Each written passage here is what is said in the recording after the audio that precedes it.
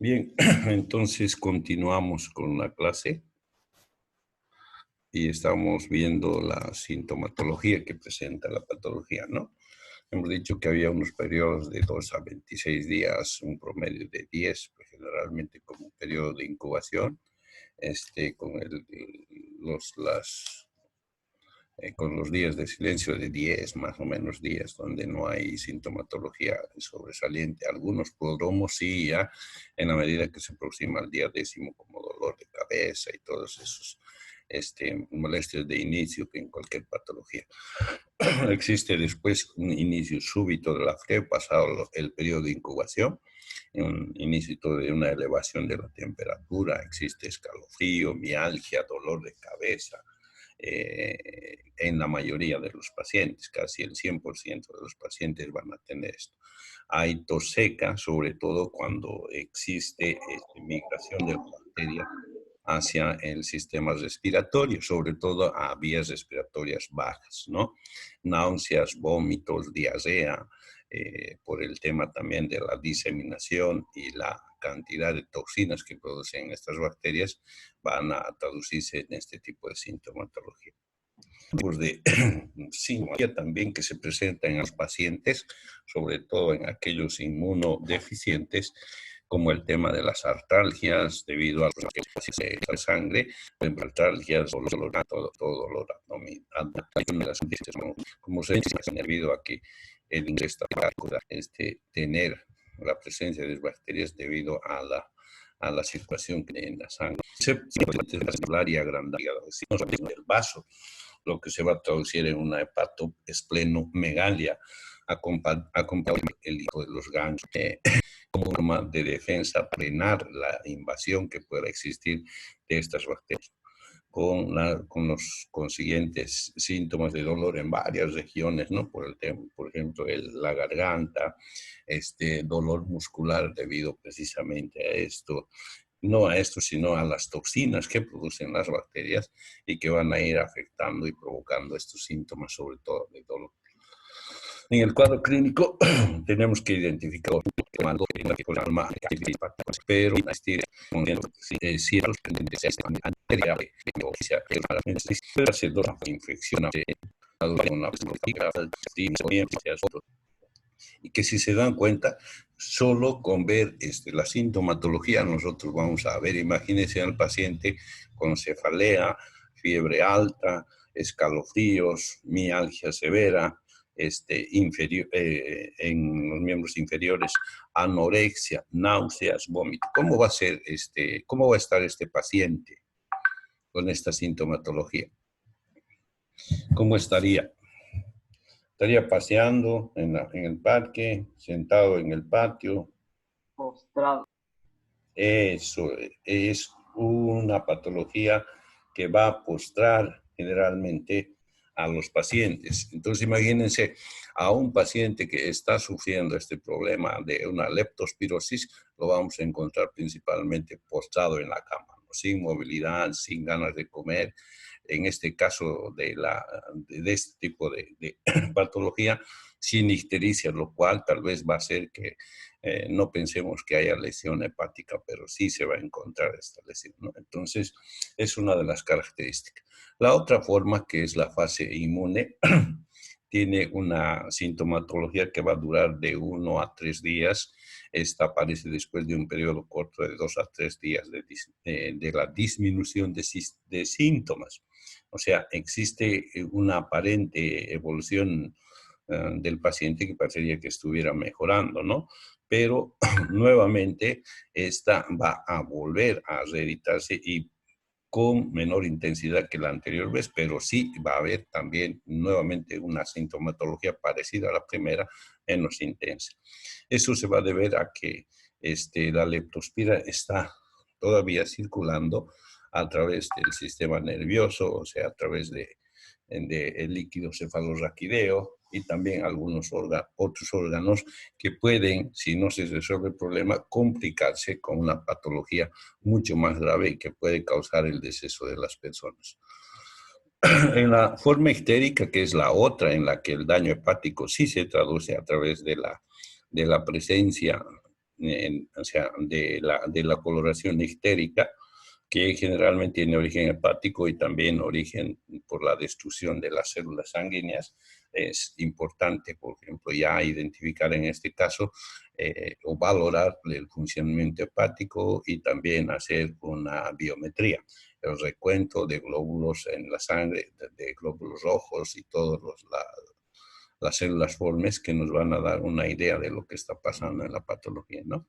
En la sintomatología vamos a ver pacientes ictéricos en forma progresiva y niveles altos de bilirrubinas, lo que va a estar produciendo por el origen del daño hepático, la ictericia característica en este tipo de patologías, ¿no? Va a haber dolor en hipocondrio derecho, va a haber hepatomegalia. Generalmente va a ser leve o moderada, pero sí se va a poder percibir a la palpación.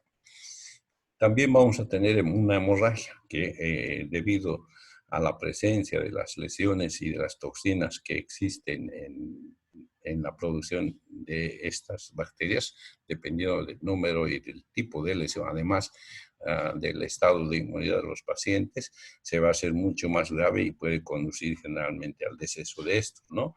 Va a haber epistaxis, sangrado del tracto gastrointestinal, va a haber hemorragias pulmonares que se van a producir como un cuadro de neumonía, va a haber sangrado a nivel de las glándulas suprarrenales, va a haber sangrado del sistema nervioso central sobre todo, y generalmente se va a explicar esto por el problema del daño que van a sufrir los vasos sanguíneos principalmente, que el tema de las toxinas de las bacterias van a provocar a este nivel, lo cual se va a traducir principalmente por una falla en el complejo de la coagulación, que va a complicarse principalmente en el tipo de las hemorragias que va a presentar.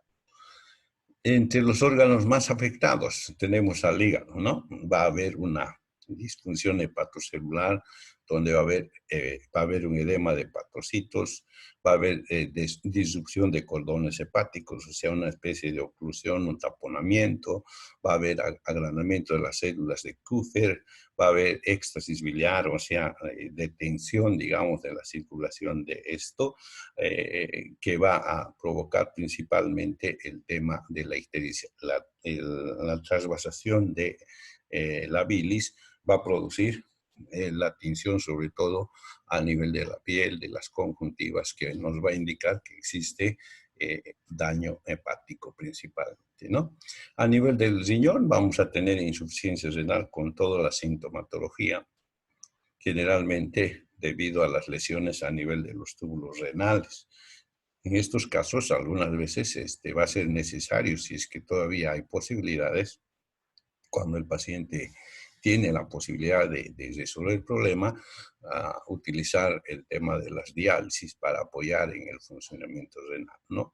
A nivel de músculos va a haber sobre todo muchas lesiones a nivel de los músculos voluntarios, sobre todo en todo el organismo, y que se va a caracterizar principalmente por dolores musculares debido a la necrosis de varias fibras musculares, debido al problema de la vascularización, no van a recibir la cantidad de sangre necesaria para su desarrollo, lo que va a provocar esta lesión, además de la hialinciación o infiltrado inflamatorio por presencia sobre todo de las toxinas en este nivel. Eso es lo que va a provocar principalmente el dolor generalizado, va a provocar que el paciente esté postrado, así como dice su compañero, es un paciente en la cama, tiene arinamia, astemia, no come, tiene dolores y todas esas situaciones, que le hace automáticamente ver en un cuadro bastante grave, ¿no? Entonces, la sintomatología de la leptospirosis en forma general, ya para conocimiento que nosotros podemos utilizar sobre todo para aplicar a la población, es esto, sin identificar las formas de afectación de la patología, ¿no? Entonces es lo mismo, solamente que acá está resumido y en forma más corta. El tratamiento es en base a antibioterapia.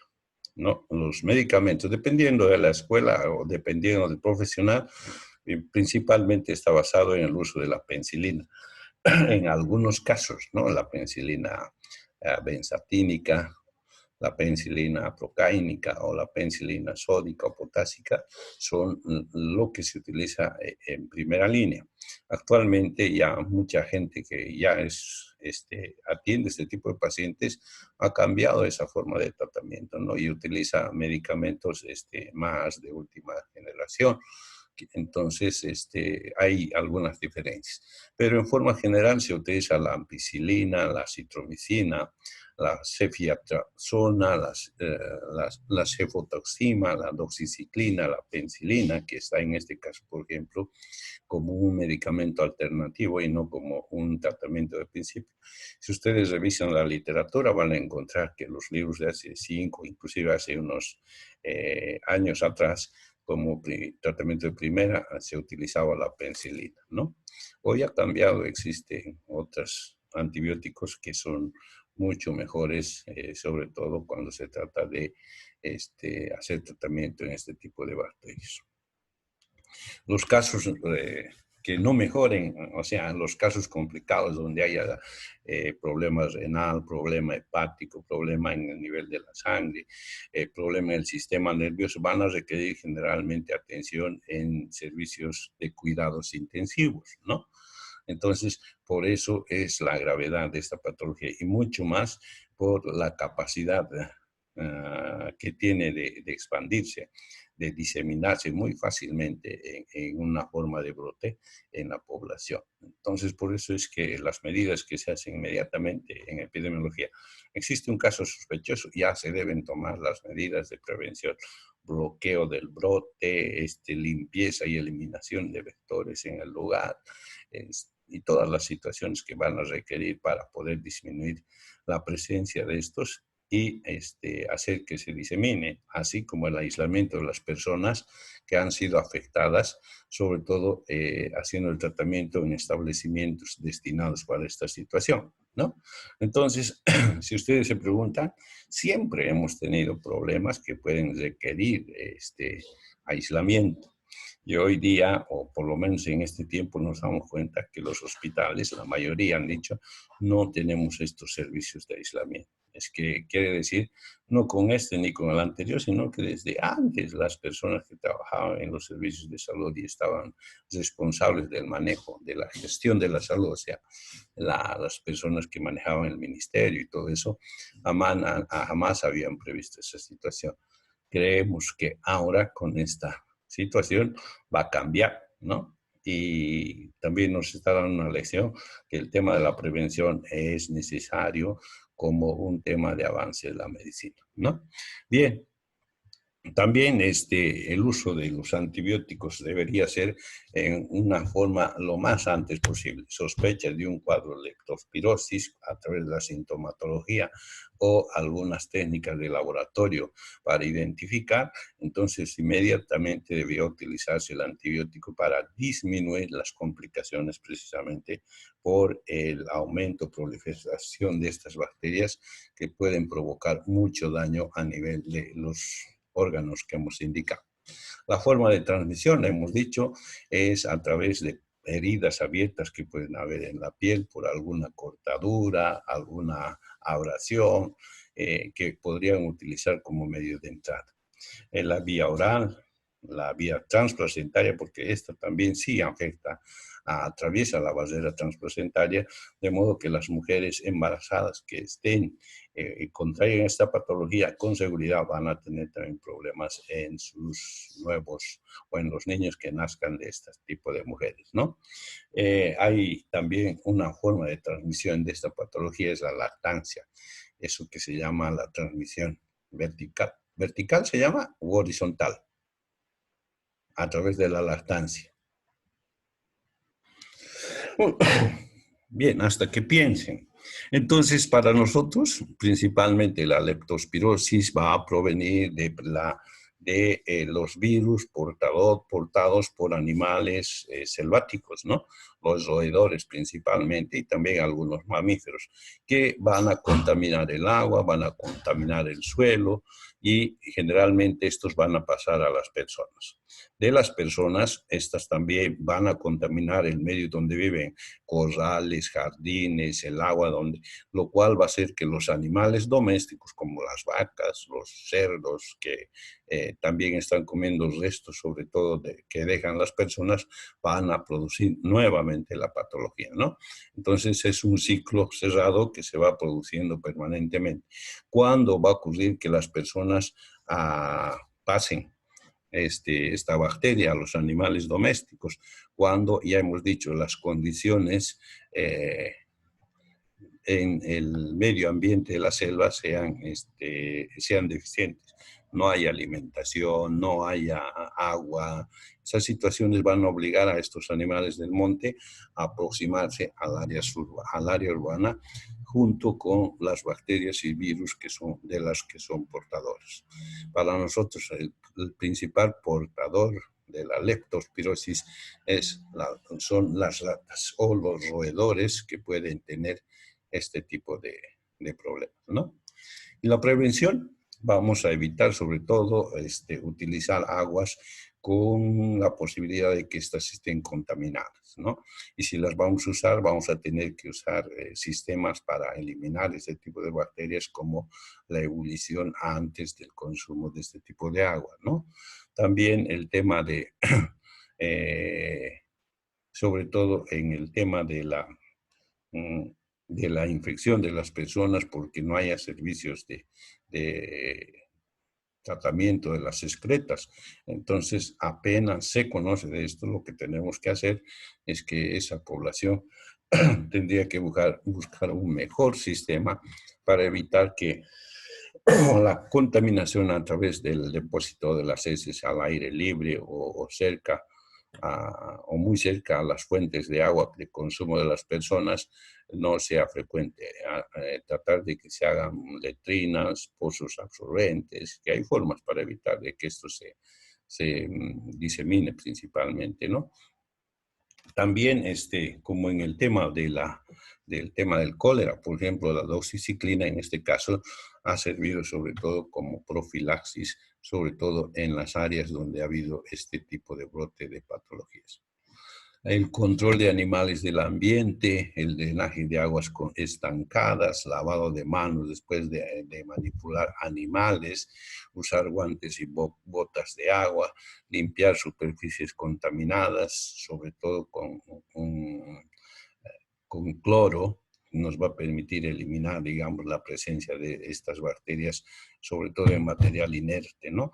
Educación de la población y los trabajadores, además del uso de protección, de equipos de protección laboral, guantes, barbijos, botas y todas esas cosas que se van a requerir, depende a la ocupación que ocupan. Y sobre todo la inmunización, las vacunas que van a evitar de que estas personas puedan contraer esta patología por falta de la inmunidad. Entonces, la inmunización va a permitir la baja de incidencia de estos casos.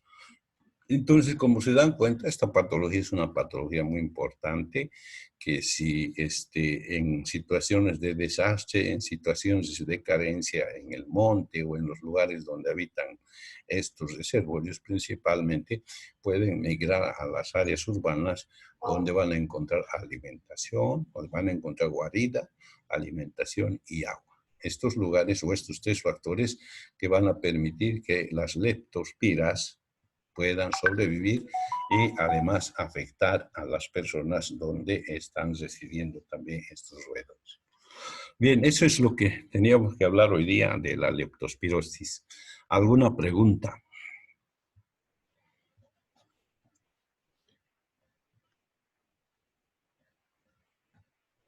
No, doctor. No hay preguntas. Tengo una, pero fuera del tema. Dígame.